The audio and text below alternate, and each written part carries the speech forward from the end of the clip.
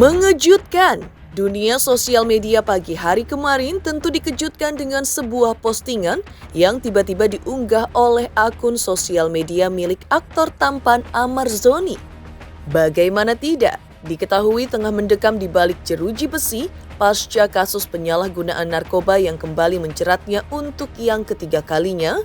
Akun yang memiliki jumlah pengikut sebanyak lebih dari 8 juta tersebut tiba-tiba saja mengunggah Instastory yang mengabarkan akun tersebut akan dijual. Akibatnya beredar sejumlah rasa penasaran publik yang dibuat penasaran akan hal mendesak apakah yang membuat Amar akan menjual akun yang di dalamnya menampilkan beberapa momen mulai dari lamaran Amar yang digelar di kawasan Cimanggis, Depok pada 13 Januari 2019 lalu tersebut hingga momen pernikahannya dengan sang istri Iris Bella yang digelar pada 28 April 2019 lalu atau 3 bulan setelahnya. Lantas, seperti apa kuasa hukum Amar, John Matias, menceritakan alasan Amar menjual akun Instagram pribadinya? Berapakah uang yang ditawarkan Amar untuk akun yang saat ini beritanya diturunkan berjumlah 8.900.000 pengikut? Benarkah pula Amar dirasa cukup kesulitan di bidang ekonomi yang sampai menjual akun yang biasanya menjadi sumber mata pencaharian bagi sejumlah selebriti ataupun konten kreator tersebut? Ya, seolah berbanding terbalik dengan sang suami Amar Zoni yang secara tiba-tiba menjual akun media sosialnya. Iris Bella justru tengah sibuk dengan segudang kegiatannya, termasuk disebut-sebut akan mengembangkan bisnisnya dan kembali aktif ke dunia yang sempat membesarkan namanya, yaitu dunia modeling. Lantas, seperti apa kesibukan Ibel pasca sudah 9 kali sidang perceraiannya berlangsung? Seperti apa pula kelanjutan perkara hukum penyalahgunaan narkotika yang tengah dijalani Amar Zoni? Benarkah dalam waktu dekat Amar akan kembali menjalani persidangan kasus yang sudah menjeratnya sebanyak 3 kali tersebut? Pemirsa, bersama Intens Investigasi, kami hadirkan kabar terkini, terpercaya dan teraktual. Tetapi sebelumnya, jangan lupa untuk like, subscribe, dan juga share channel YouTube ini.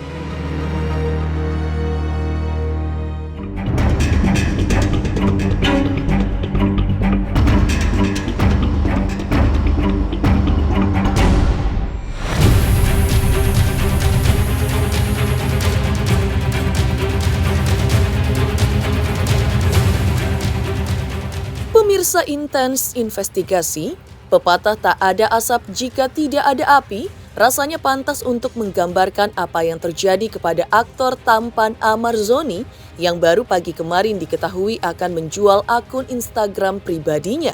Yang dijual melalui pesan singkat yang dituliskan di Instastory dengan tulisan singkat, padat, dan jelas yang berbunyi, "This account for sale, yang berminat serius hubungi admin." Pihak kuasa hukum Amar pun menjelaskan alasan kliennya tersebut akan menjual akun Instagram miliknya, tentu berkaitan dengan Amar yang kini sedang menjalani masa tahanannya di rutan Polres Metro Jakarta Barat sembari menunggu persidangan kasusnya digelar. Ya, seperti diketahui, peraturan di dalam penjara memang tidak mengizinkan penghuninya memiliki akses apapun keluar, termasuk diantaranya dengan memegang gadget ataupun mengunggah potretnya di sosial media. Selain itu, John Matias selaku kuasa hukum Amar pun menyebutkan kliennya sudah tak lagi memiliki orang yang biasa mengelola akun media sosialnya sehingga lebih baik untuk dijual.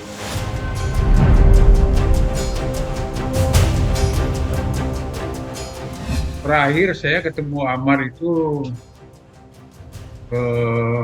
hari Jumat ya.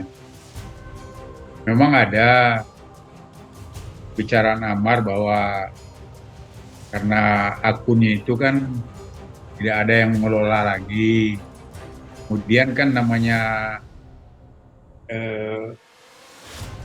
akun IG ya. Ya satu kan memang ada pembicaraan dia menjual itu dengan pertimbangannya kan akun IG ini kan Satu kan nggak ada lagi admin yang ngelolanya.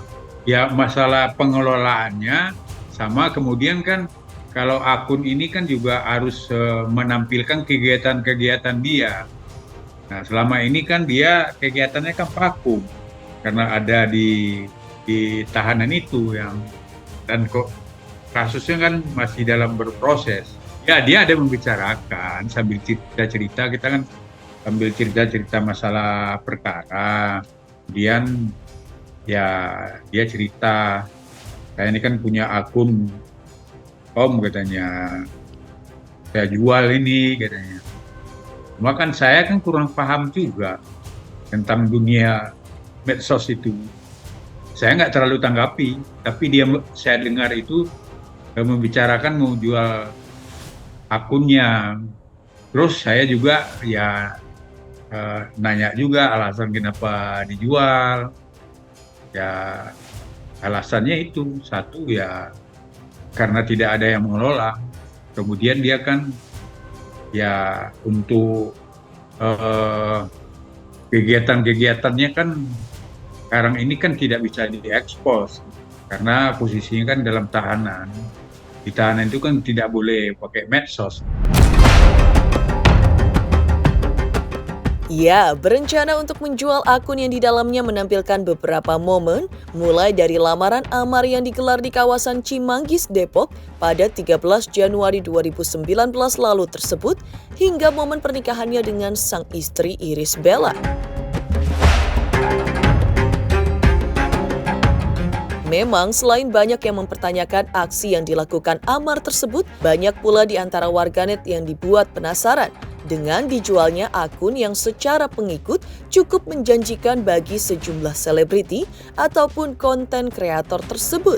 Lantas berapakah Amar akan menjual akun yang saat berita ini diturunkan diketahui memiliki jumlah pengikut yang cukup fantastis, yaitu berjumlah 8.900.000 pengikut? Kalau itu saya nggak detail juga nanyanya, karena saya nggak ada cerita-cerita uang. Saya kan satu, saya kurang paham lah itu apakah itu ada ibaratnya ya, saya kan awam ya tentang IG ini, apakah itu bisa dijual apa tidak, apa itu harganya, berapa nilainya, kan saya nggak paham juga, dan memang tidak ada percakapan ke situ. Dan dia nggak ada mengatakan nilai jualnya sekian, nanti mau dipergunakan ini itu nggak ada. Yang cuma dia itu kok ngomong nggak detail juga, karena ngomongnya kan sambil kita bicara yang lain, tiba-tiba dia ada cerita bahwa ini akun IG saya ini mau dijual katanya, karena ya admin pengelolanya kan nggak ada. Kemudian dia kan tidak boleh dulu berkegiatan di medsos selama proses hukum. Sementara itu, seolah berbanding terbalik dengan sang suami Amar Zoni yang secara tiba-tiba menjual akun media sosialnya, Irish Bella justru tengah sibuk dengan segudang kegiatannya. Ya, Ibel dalam akun media sosialnya sempat membagikan momen saat dirinya tengah ikut dalam sebuah acara modeling dengan sejumlah selebriti, termasuk mantan istri Virgon Inara Rusli, dan mengikuti kegiatan meeting diduga untuk membangun bisnis baru yang tengah digelutinya.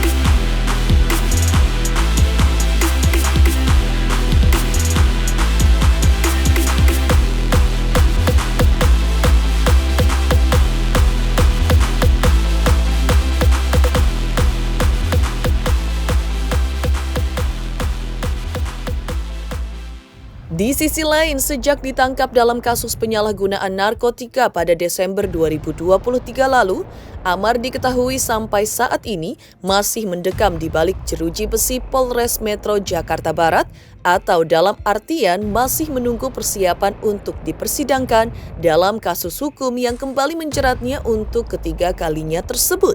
Lantas, apa kata kuasa hukum Amar terkait kelanjutan proses hukum Amar?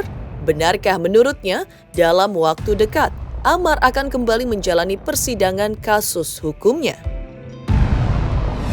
Ya, obrolan kita ya pastilah kan kalau udah menyangkut saya ke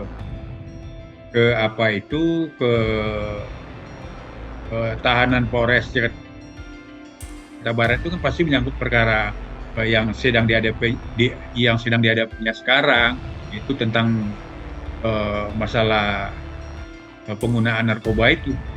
Jadi itu yang kita, saya udah sekian lama, tentu kami WPH selalu menanyakan selalu menghitung masa tahanan. Karena kan masa tahanan ini kan ada diatur juga di undang-undang, berapa lama dia bisa ditahan, haknya penyidik itu polisi berapa lama, kemudian jaksa berapa lama, hakim berapa lama, itu kan selalu kita hitung. Kalau terakhir info kami waktu kami mengecek ya ke kejaksaan itu perkaranya itu masih P19. Jadi P19 itu kan petunjuk jaksa ke penyidik yang harus dipenuhi oleh penyidik, dan berarti berkas itu dari jaksa dilimpahin lagi ke penyidik, dan penyidik nanti akan memenuhi petunjuk-petunjuk yang diberikan kepada penyidik. Nah, tahap sekarang ini ya masih di penyidik, jadi belum dikembalikan berkas yang dikembalikan jaksa ke penyidik itu dari penyidik polisi. Ya belum dikembalikan lagi ke jaksa. Sebenarnya kan prosedur itu menurut saya itu prosedur normal aja. Karena apa? Karena memang jaksa kan dalam penelitian perkara itu kan dia pasti mengacu apakah nanti untuk penyusun dakwaan, baik secara materialnya.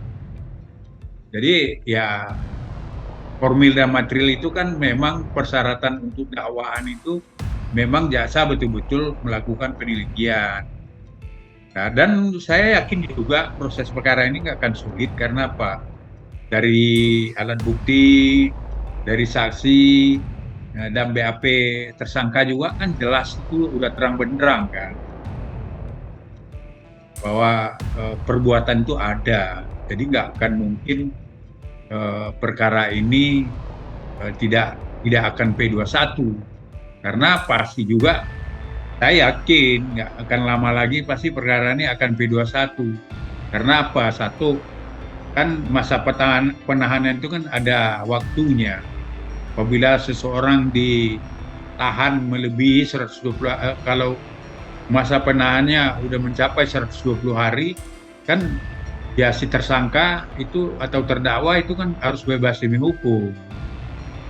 Jadi berisiko bagi penyidik atau ya jaksa JPU apabila tidak memp21-kan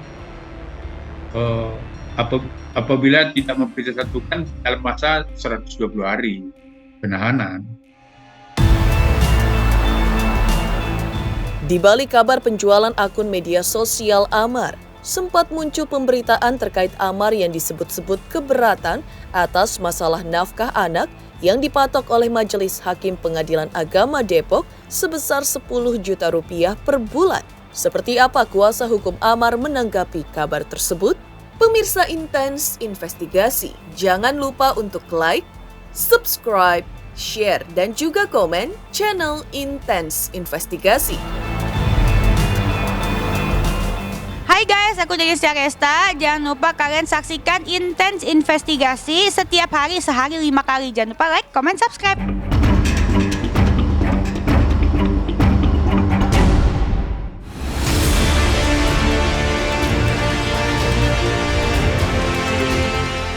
Sementara itu di tengah kabar Amar yang akan menjual akun media sosialnya, sebelumnya memang santer diberitakan kakak Aditya Zoni tersebut yang disebut-sebut keberatan atas masalah nafkah anak yang dipatok oleh Majelis Hakim Pengadilan Agama Depok melalui putusannya yang memutus Amar harus membayar uang untuk hak asuh anak sebesar 10 juta rupiah per bulan. Disinggung mengenai hal ini, John Matias selaku kuasa hukum Amar membantah hal tersebut. Bahkan Aditya Zoni selaku adik Amar pun mengaku baru saja mengetahui tentang kabar perihal hal tersebut. Dan dibuat kaget karena menurutnya besaran tersebut cukup masuk akal untuk memenuhi kebutuhan kedua anak-anak sang kakak yang masih kecil.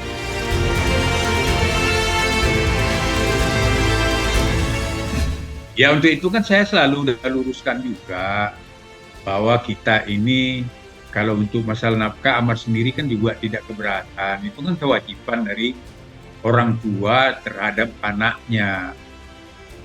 Jadi dan walaupun keputusan itu kan ingkrah, belum ingkrah, tetap juga Amar sudah memberikan ya nafkah itu kepada anaknya ya sesuai dengan yang diputus oleh Pengadilan Depok itu ya senilai 10 juta.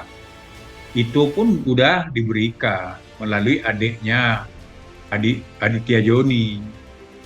Oh iya, yang 10 juta itu kebetulan kemarin malam sudah saya anterin. Yang anterinnya Panji ke Cinere langsung. Alhamdulillah Kak Ibel senang juga, ketemu sama anak-anak senang juga.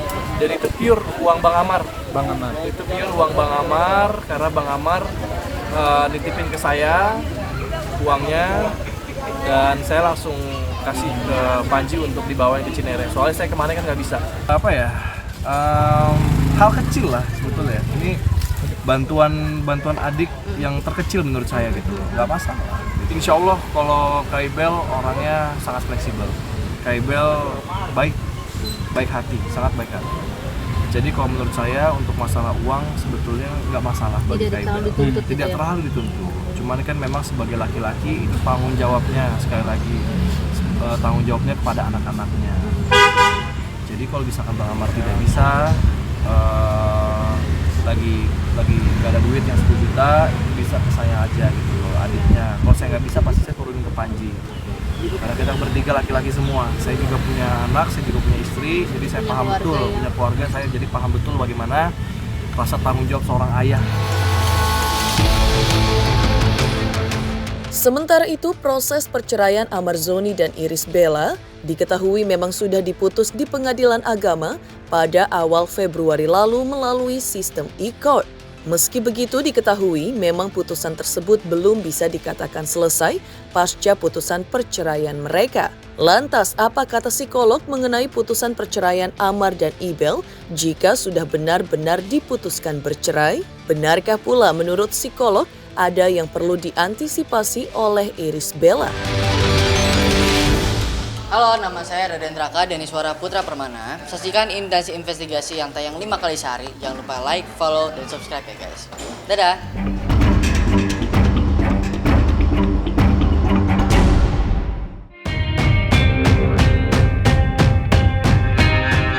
Sementara itu, selain terkait Amar yang menjual akun media sosialnya dan Aditya Zoni yang berencana akan turun tangan membantu sang kakak mengurus permasalahan uang hak asuh anak, seperti diketahui dalam putusan perceraian Amar Zoni dan Ibel yang diputus oleh Pengadilan Agama Depok, Jawa Barat, seperti diketahui Ibel selain mendapatkan uang nafkah, Ibel juga mendapatkan hak asuh kedua anaknya. Namun dengan catatan, Ibel diminta patuh untuk memberikan akses kepada Amar Zoni untuk bertemu. Lantas, hal apa yang diwanti-wanti oleh psikolog pasca putusan? Benarkah secara psikologis anak-anak tak tepat jika diasuh oleh orang tua yang sempat menggunakan narkoba hingga berkali-kali? Biasanya, kalau dua-duanya sepakat untuk cerai, maka tetap putusannya bisa untuk cerai. Sekarang tinggal bagaimana putusan terhadap anak. Apalagi di mana suaminya seorang pemakai narkoba. apa yang akan diputuskan? Apakah akhirnya jelas hak asuh pada ibunya, itu umum sudah. Tapi bagaimana dengan hak dari suami untuk tetap mengasuh anak? Apakah dengan pemakaian narkoba ini dikurangi lagi? Karena kalau memang pemakaian narkoba sampai mabuk, kan juga tidak bisa mengasuh anak. Tapi kalau pemakaian narkobanya dalam taraf yang tetap bisa mengasuh anak, di situ jadi persoalan untuk hakim menentukan bagaimana. Untuk Iris kira-kira tidak banyak persoalan, karena dia sampai saat sekarang juga tidak tergantung pada Amarsun. Apalagi dia menginginkan adanya perceraian ini. Jelas sangat berat ya bagi seorang biasa saja, masih akan berat. Apalagi bagi seorang penyalahguna narkoba, karena dia jelas dalam situasi mental yang tidak kuat, bukan seorang yang tegar. Bayangkan seorang pemegang narkoba, jelas mentalnya sudah tidak kuat sampai menyalahgunakan narkoba. Sekarang dalam hal menyalahgunakan narkoba, kemudian dia ingin untuk tetap bertahan, untuk tidak berpisah. Kemudian akhirnya nantinya kemungkinan yang dia pikirkan tetap bisa terjadi perceraian. Tapi dalam hal ini maka jelas dari Amarsun akan lebih stres lagi, namanya juga seorang penyalahguna narkoba. Kemudian terjadi ingin tetap bertahan, keinginannya tidak tercapai untuk bertahan. Itu kira-kira yang sudah dipikirkan. Dan nanti kalau kenyataannya seperti itu, maka dia akan lebih down. Kita lihat dalam segi apakah akan lebih baik dalam segi penyalahgunaan narkoba.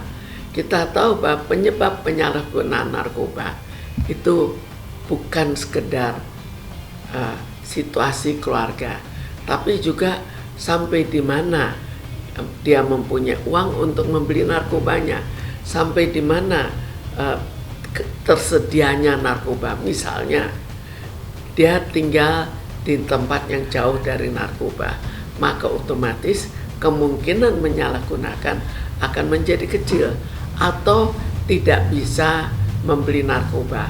Kalau sudah tidak bisa membeli narkoba, maka mungkin saja dia diajak untuk menjadi pengedar, kalau dia memang mau menjadi pengedar.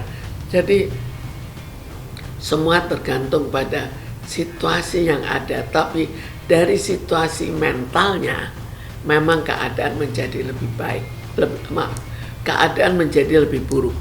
Tapi dari segi keberadaan narkobanya, dari segi mungkin tidak mampu membeli narkoba, mungkin saja akan lebih baik.